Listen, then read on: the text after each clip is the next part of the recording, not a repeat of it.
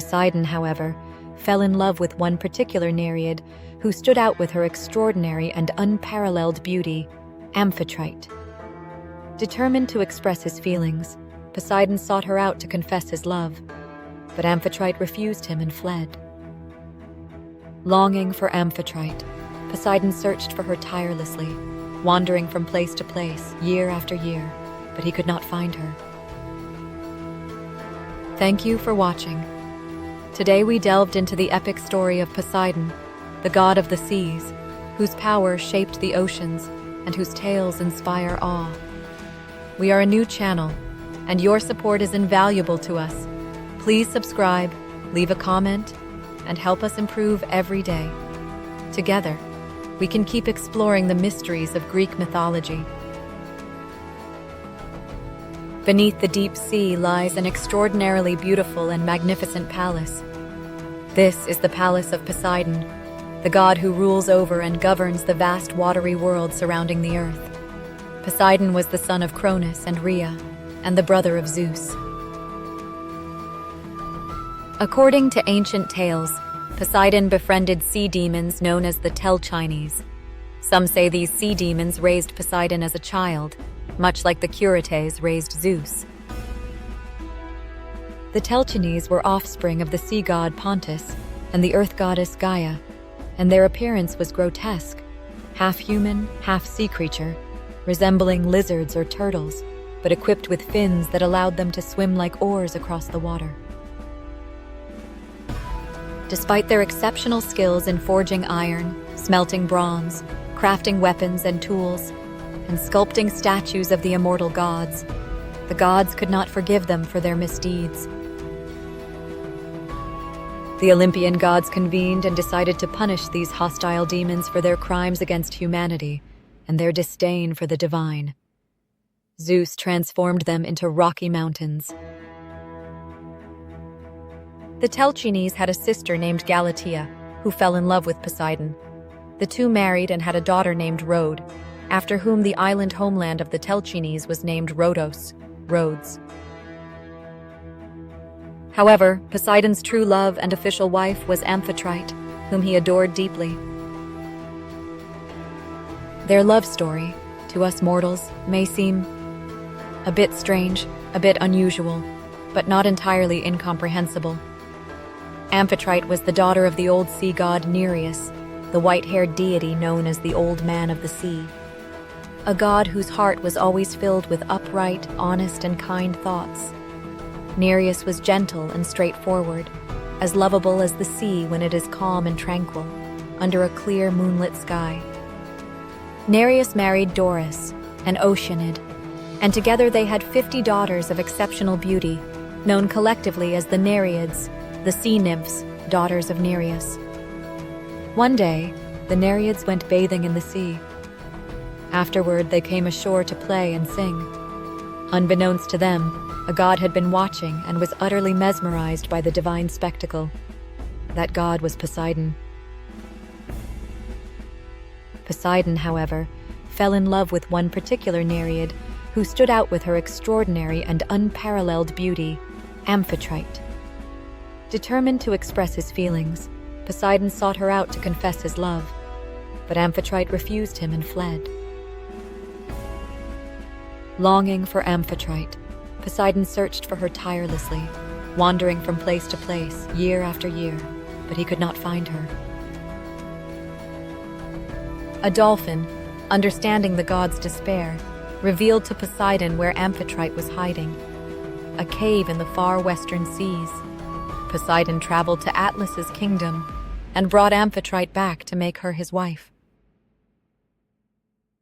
In another version of the tale, the dolphin that knew Amphitrite's whereabouts captured her and brought her to Poseidon. To reward the dolphin, Poseidon granted it the honor of becoming a constellation in the sky upon its death. Amphitrite lived with her husband in a magnificent golden palace beneath the sea. She bore a son named Triton.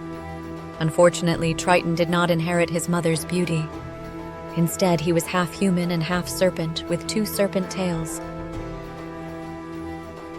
Some describe Triton as a terrifying figure, with a human face but a mouth stretching to his ears, sharp and long tusk-like teeth, and fish gills in place of ears that constantly pulsed. Triton often carried an enormous conch shell. This shell functioned as a trumpet or war horn. When Triton blew it, he could summon fierce storms and great waves or calm the seas and restore tranquility. However, Triton was only permitted to use his conch shell at Poseidon's command. Sailors, upon hearing the echoing wail of Triton's horn, would quickly seek shelter, as they regarded him as a benevolent deity warning them of impending danger. There was once a brash trumpeter named Nereus, who foolishly believed his own playing was the loudest in the world. Offended by Triton's horn, he challenged Triton to a contest. During the war between the Olympian gods and the Gigantes, the mere sound of Triton's horn was enough to send the giants fleeing in terror. Gathered around Poseidon, the great brother of Zeus, were the old sea god Nereus and his daughters, the Nereids, the sea gods Proteus and Glaucus, and the Titan Oceanus. Proteus, according to some, was the son of Poseidon and the goddess Tethys, while others claimed he was merely a servant of Poseidon. Proteus was an old, white-haired god whose homeland was the island of Pharos near Egypt. Poseidon entrusted Proteus with the care of his prized seals. Proteus possessed the remarkable gift of prophecy. He could foretell the future and reveal past and present events with clarity. However, unlike the kind-hearted Nereus, Proteus was not easily approachable. To seek answers from Proteus, one needed perseverance and courage. He had to be caught by surprise, for if seized, Proteus would transform into various creatures, lions, leopards, snakes, or even streams of water to escape. Menelaus, the hero, once encountered Proteus after the Trojan War, while lost on his journey home. Despite Proteus's attempts to escape by transforming into lions, snakes, and dragons, Menelaus held on tightly until Proteus relented and answered his questions.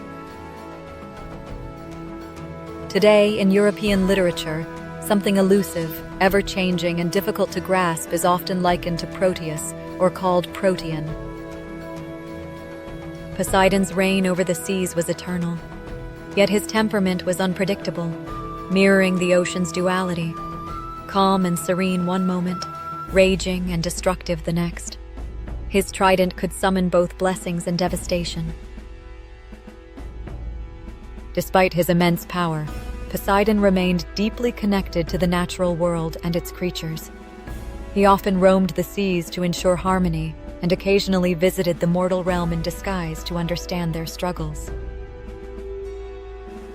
Poseidon's legacy was etched not only in the oceans, but also in myths and monuments dedicated to him by seafaring civilizations. From the towering temple of Poseidon at Cape Sunion to countless shrines along coasts and ports, his influence was revered. As time passed, Poseidon became a symbol of both the sea's beauty and its formidable power. His stories served as lessons to humanity about respecting nature's might and seeking harmony with the forces beyond their control. In the end, Poseidon's name remained immortal, whispered in the winds, sung by the waves, and etched into the hearts of those who ventured into the vast and untamed ocean. Your journey with us through Poseidon's realm of the seas means so much. Please subscribe, share your thoughts in the comments, and let us know how we can bring you even better content. Don't forget to explore more stories of the mighty gods and goddesses of Greek mythology on our channel. See you in the next epic tale.